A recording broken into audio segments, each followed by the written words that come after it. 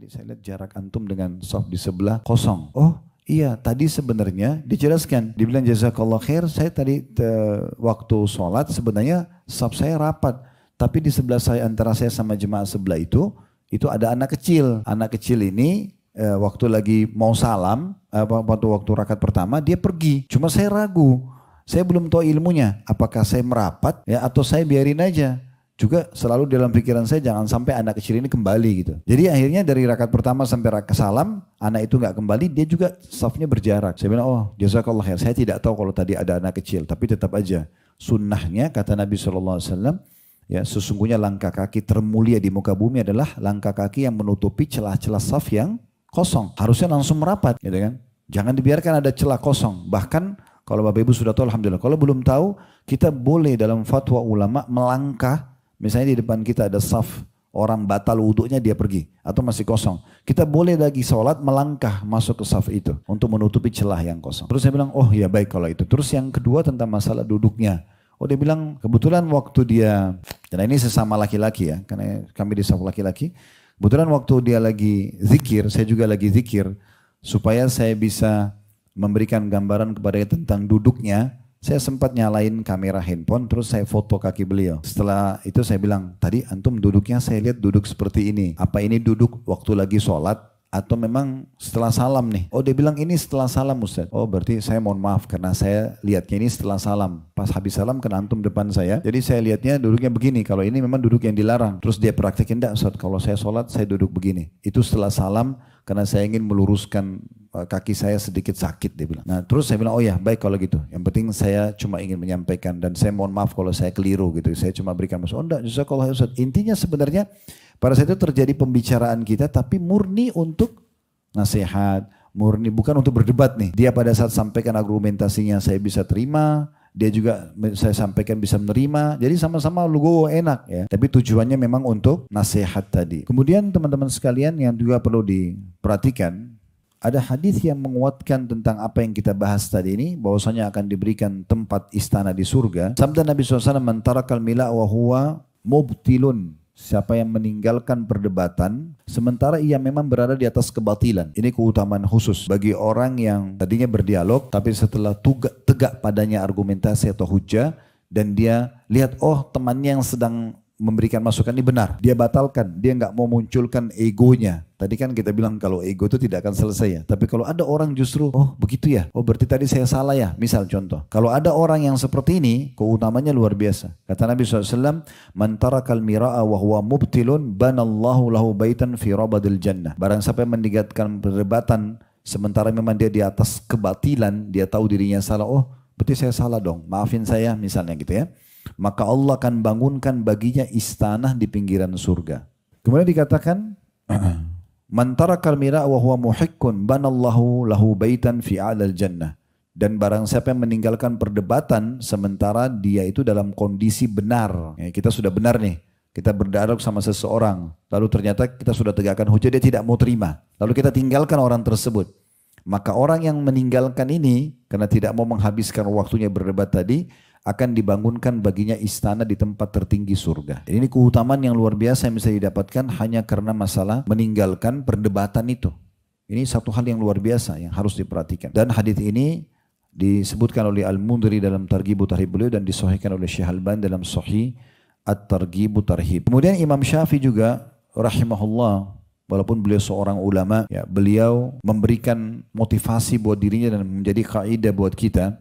Beliau mengatakan, "Ma nadartu ahadan illa 'alan nasiha." Kalau aku pun harus berdebat dengan seseorang atau berdiskusi atau berdialog, maka aku tidak melakukan kecuali dalam rangka memberikan nasihat saja. Maksudnya aku sampaikan, dia terima, alhamdulillah. Dia tidak terima, ya sudah, nggak masalah gitu ya. Dan beliau juga mengatakan, "Wallahi ma nadartu ahadan fa ahbabtu an yukhti." Dan demi Allah, aku berharap sekali kalau aku berdialog sama seseorang, aku berharap agar dia tidak salah. Semoga aku yang salah. Ini Imam Syafi'i punya adab luar biasa. Jadi kalau beliau lagi berdialog sama orang, beliau berharap orang itu yang benar. Jadi kalau betul-betul secara ilmiah dari dialog, maka beliau justru berharap yang sedang rivalnya berbicara yang benar. Tapi beliau tetap sampaikan argumentasinya. Tujuannya untuk bertawadhu tentunya. merendahkan diri karena Allah Subhanahu wa taala, ya. Ini poin penting bagaimana seseorang itu memahami bahwasanya dia perlu menghormati pendapat orang lain. Dan ini bisa kita tambahkan di poin nomor 5-nya. Ya, tadi kan ada 4 poin ya. Poin ke-5-nya adalah bagaimana supaya tidak terjadi perdebatan, menghormati pendapat orang lain.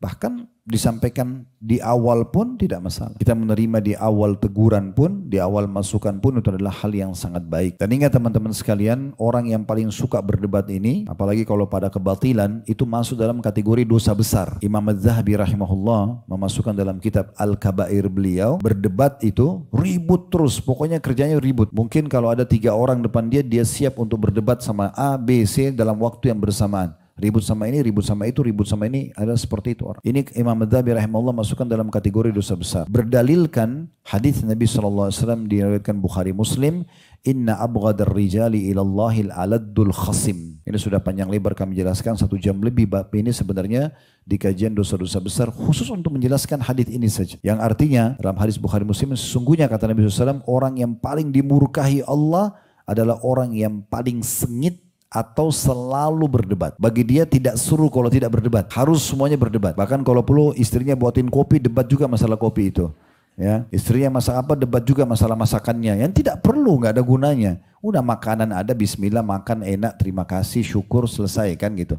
Ngapain debat tentang masalah sambal, tentang masalah sayur asam, nggak penting banget gitu ya. Atau berdebat dengan suaminya pada hal-hal yang sederhana. Mungkin karena hanya suaminya menggunakan kaos kaki warna itukah, atau baju itukah, atau apa saja yang tidak diperlukan. Atau berdebat dengan anak-anak yang tidak diperlukan juga, yang tidak perlu sama sekali. Kemudian teman-teman sekalian, ada satu juga pintu lain yang terbuka kalau orang banyak berdebat, yaitu pintu banyak berbicara dan suka mengganggu orang lain dan akan melahirkan kesombongan. Ini bahaya sekali. Efek daripada suka berdebat itu akan orang pasti dia banyak bicara. Orang yang banyak bicara ini salahnya lebih banyak daripada benarnya. Itu otomatis. Karena terlalu banyak bicara. Dan akhirnya suka mengganggu orang lain. Subhanallah, orang yang suka berdebat itu, kita walaupun pertama kali ketemu, dari intonasi suara saja dan penyusunan kosa katanya itu udah cukup membuat kita tidak nyaman, karena kayak tidak beraturan. Kadang-kadang ada yang tinggi intonasinya, ada yang rendah, kosa katanya berantakan, membuat kita langsung tidak nyaman dari awal. Pernah nggak ketemu sama orang, kita begitu duduk sudah nggak nyaman kita ngomong? Karena memang itu ciri orang yang suka berdebat. Apalagi kalau pertama ketemu yang muncul adalah langsung serangan, ya, kepada pertanyaan yang memang menyudutkan kita gitu, yang tidak diperlukan sama sekali. Ya, salah satu yang harus diperhatikan kata Nabi SAW, min husni islamil mar'i tarku ma la ya'ni. Termasuk salah satu kesempurnaan Islam seseorang adalah meninggalkan apa yang tidak ada hubungannya sama dia dan tidak ada gunanya buat dia. Temannya di sebelah pakai baju hitam atau pakai baju biru atau pakai baju apa, kenapa dia pakai itu ya? Kenapa dia tidak pakai baju ini saja? Kenapa dia pakai beli mobil itu ya? Kenapa dia kerja di kantor sana? Kenapa dia nikah sama orang itu? Kenapa anaknya cuma 2? Kenapa ini? Kenapa semuanya? Jadi kalau sudah muncul ini banyak bicara, berhenti. Karena nggak ada gunanya. Kalau ada hubungannya sama kita, ya, kalau tidak ada hubungannya tidak perlu. Dan Nabi SAW mengingatkan kepada kita poin penting sekali berhubungan dengan masalah ini ya. Orang yang suka berdebat pasti banyak bicara, pasti suka mengganggu orang lain, orang tidak nyaman dengan dia, dan akhirnya memunculkan kesombongan, merasa dirinya lebih hebat dari orang lain. Kata Nabi SAW dalam sebuah hadis yang sahih, diriwayatkan oleh Ahmad, kata beliau, inna min ahabbikum ilayya wa aqrabikum minni majlisan yawmal qiyamah, sesungguhnya orang yang paling aku cintai di antara kalian, kata Nabi Muhammad SAW, dan yang paling dekat nanti tempatnya di istana di surga, tempat duduknya dengan aku, adalah ahasinukum akhlaqa, yang paling baik akhlaknya, yang paling santun, yang paling mengalah, yang paling pemaaf, ya, yang paling dermawan. Itu semua orang yang paling Nabi SAW cintai dan paling dekat nanti istananya dengan Nabi SAW.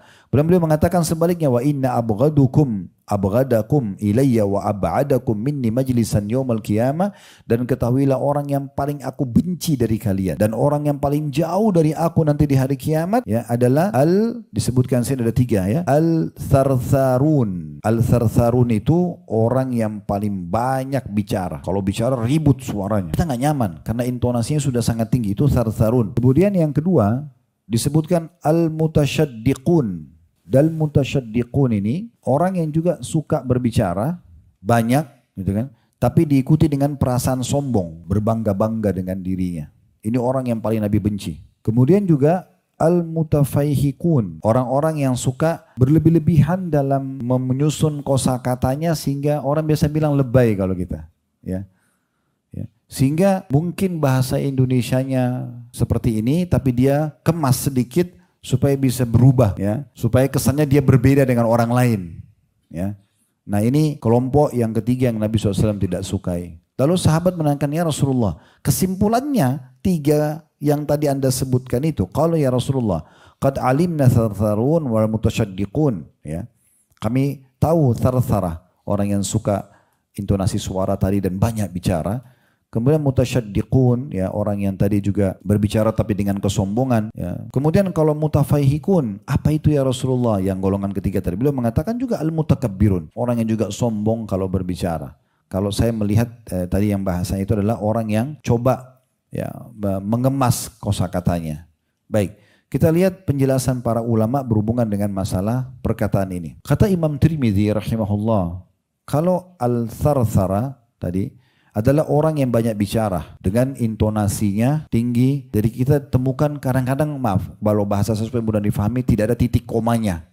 Bicara terus, gak berhenti-berhenti, bahkan tidak ada kesempatan bagi orang lain untuk bicara. Ini orang pertama yang Nabi paling benci dan jauh kedudukan dari Nabi SAW pada hari kiamat. Kemudian yang kedua, al-mutasyaddiq adalah orang yang biasa mengganggu orang lain. Kemudian atau bisa juga menggunakan kosakata yang jorok. Itu namanya al-mutasyaddiq. Kalau al-mutafaih ya tadi itu yang ketiga adalah orang sombong. Mutafaihikun adalah orang-orang yang sombong, suka berbangga dengan apa yang dia miliki. Ini perkataan Imam At-Tirmidzi rahimahullah. Kemudian juga perkataan Ibnu Athir dalam kitab An-Nihaya beliau, Ats-Tsartsarun adalah orang yang banyak bicara dengan memaksakan diri dan keluar dari kebenaran. Orang Arab itu sebenarnya kalau bilang tsarsara itu orang yang banyak ngomong, tapi ngomongnya tadi tidak ada titik koma, tidak ada kesempatan rivalnya atau temannya untuk bicara, dia yang dominasi semua. Sering kali juga kita temukan tsarsara ini, orang bicara bidang apapun dia selalu hadir seakan-akan dia kuasai semuanya. Padahal sebenarnya belum tentu dia kuasain. Orang bicara masalah politik dia juga seperti ahlinya, dia ekonomi dia seperti ahlinya, ini seperti. Padahal tidak ada orang yang menguasai semua bidang itu kan. Tapi dia sengaja membuat dirinya seakan-akan punya sesuatu di situ. Jadi kita harus sadar kalau kita tidak punya ilmunya nggak usah bicara. Kalau cuma pengetahuan umum itu bukan ilmunya. Ilmu itu maksudnya betul-betul menguasainya ya. Kalau tidak kuasai untuk apa kita bicara? Kemudian kata Ibnu Athir rahimahullah, Ats-Tsartsarun adalah orang yang banyak bicara dengan memaksakan diri dan keluar dari kebenaran. Sementara al-mutasyaddiqun adalah orang yang berbicara panjang lebar tanpa hati-hati. Ini definisi beliau. Adapun yang mengatakan, ada juga yang mengatakan al-mutasyaddiqun adalah orang yang mengolok-olok orang lain dengan mencibirkan bibir ke arah mereka. Ini semua orang-orang yang dibenci. Jadi sebenarnya ini retorika berbicara sebenarnya. Yang Nabi SAW anggap ini dosa dan jauh dari beliau pada hari kiamat nanti. Imam Al-Mundhiri rahimahullah mengatakan dalam kitab At-Targhib beliau, Ats-Tsartsar adalah orang yang banyak bicara dengan memaksakan diri. Sementara Al-Mutasyaddiq adalah orang yang berbicara dengan seluruh bibirnya untuk menunjukkan kefasihan dan keagungan perkataannya. Sementara Al-Mutafaihik hampir semakna dengan al-mutasyaddiq yang berarti orang itu memenuhi mulutnya dengan kata-kata dan berbicara panjang lebar, ingin menunjukkan kefasihannya, keutamaannya, merasa tinggi lebih dari orang lain, dan ini semua dibenci oleh Nabi alaihi salatu wassalam. Jadi ini luar biasa gitu. Efek yang lain dari orang yang berdebat itu adalah memunculkan perkataan jorok, celaan ya. Jadi kalau kita biasa bicara sama seseorang, kemudian dia, ciri khasnya dia itu suka berdebat adalah orang suka mencela. Apa saja orang salah depan mata dia. Dan itu bukan ciri orang beriman. Ya, kalau ada orang setiap kali kita bicara justru selalu yang ada adalah muncul salah. Oh enggak kok, menurut aku begini, menurut saya begini. Selalu menurut dia. Padahal sebenarnya mungkin itu tidak ada hubungannya sama dia. Mungkin orang lain memilih dengan hak dia, itu tidak ada hubungannya.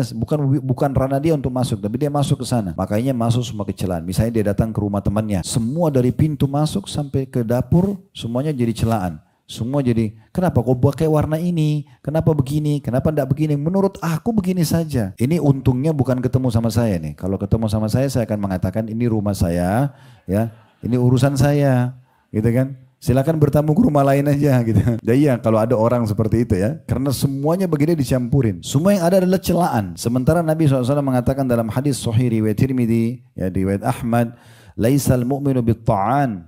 Bukan cirinya orang beriman itu suka banyak mencela. walal la'an, suka melaknat, mendoakan buruk, walal fahishi walal badhi, dan juga bukan orang yang buruk akhlaknya, suka bertutur kata kasar, dan juga bukan orang yang suka menyakiti orang lain dengan kata-katanya. Jadi itu perkataan orang-orang ya, mukmin, mereka jauh dari sifat-sifat seperti itu. Kemudian salah satu ciri orang yang suka berdebat itu, mereka suka sombong, kemudian juga menganggap remeh orang lain, dan orang seperti ini kita akan temukan akan jauh dari keramahan, dari senyum. Itu orang suka berdebat. Karena yang ada, kalaupun dia ketawa, ketawanya itu ketawa debatan, menghina orang lain. Ya. Maka tidak ada orang yang merasa nyaman dengan orang seperti ini. Tidak akan ada orang yang merasa nyaman, apalagi kalau dia berbangga-bangga dengan perbuatan yang lebih parah itu kalau dia bangga dengan perbuatan dosanya. Dia sudah berzina semalam, dia sudah menipu, dia sudah pernah memukul orang ini dan seterusnya lah. Ya. Itu kata Nabi SAW, kullu ummati mu'afan illal mujahirin. Semua umatku bisa diampuni dosanya kecuali orang yang betul-betul ya melakukan dosa dengan cara terang-terangan. Wa inna minal mujahara, dan termasuk dari terang-terangan itu adalah ayya'mal rajulu bil laili amalan thumma yusbihu qad satarallahu alaihi. Dan salah satu terang-terangan adalah seseorang sudah melakukan satu perbuatan pelanggaran di malam hari dan Allah tutupin dia sampai pagi hari. Fayaqul, tapi besok pagi dia bilang, ya fulan, wahai fulan, amiltul bariha kada wa kada, wa qad bata yasturuhu rabbahu wa yusbihu yakshifu sitrallahi anhu. Dia mengatakan besok paginya, hai fulan, dia bilang sama teman-temannya, ya, sungguhnya saya tadi malam melakukan ini dan itu. Ya. Maka kata Nabi SAW, sebenarnya Tuhannya telah menutupi dia, tapi dia membuka sendiri aibnya. Nah ini semua efek daripada orang yang berbuat atau membuka pintu perdebatan itu.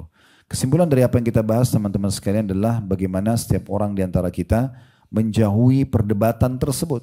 Jangan pernah buka pintu perdebatan itu kecuali babnya adalah tadi diskusi ilmiah, ya, itu pun dengan intonasi suara yang baik, yang santun, kemudian memberikan kesempatan lawan bicara untuk menyelesaikan pembicaraannya, ya. Kemudian pada saat itu mencerna apa yang disampaikan beberapa saat, supaya betul-betul kita tahu orang ini benar atau tidak, dan kita salah atau kita benar. Lalu kemudian kita baru menyampaikan kalau diperlukan untuk disampaikan ya apa yang merupakan argumentasi kita. Allahu a'lam. Baik, ini bahasanya Bapak Ibu sekalian tentang masalah perdebatan, dan saya mengajak teman-teman untuk selalu bersama kami mendukung medsos ini, media dakwah yang sudah kami jalankan alhamdulillah dari tahun 2013, sudah 10 tahunan sekarang. Semoga Bapak Ibu juga bisa ikut serta, tentu dengan sistem masing-masing dari media itu. Di YouTube tentunya ada dengan subscribe, like, dan juga loncengnya, supaya Bapak Ibu bisa dapat notifikasi dari kami di Instagram, di Facebook, di TikTok. Kemudian juga kami sudah bedah atau bagi ada tim, alhamdulillah Allah mudahkan, jazakumullah khairan teman-teman di kantor, dari ceramah 1 jam, 2 jam dipotong jadi 1 menit, di Instagram cukup banyak diambil, di share. Jadi Bapak Ibu bisa mendapatkan pahala dari situ, ya. Kemudian juga kami mengajak bagi teman-teman yang ingin bergerak di kegiatan sosial, Allah amanahkan di pundak kami sedekah kreatif. Yayasan bisa dilihat di medsosnya, cukup banyak kegiatan-kegiatan yang bisa Bapak Ibu ikut serta bersama kami insya Allah. Dan bagi yang berminat untuk haji dan umroh, insya Allah bisa juga mendaftar di travel yang Allah amanahkan, Uhud Tour bersama kami. Itu saja, semoga bermanfaat. Kalau ada benar dari Allah, kalau ada salah dari saya mohon dimaafkan. Subhanakallahumma bihamdika, asyhadu an la ilaha illa anta astaghfiruka wa atubu ilaik. Wassalamualaikum warahmatullahi wabarakatuh. Tadi saya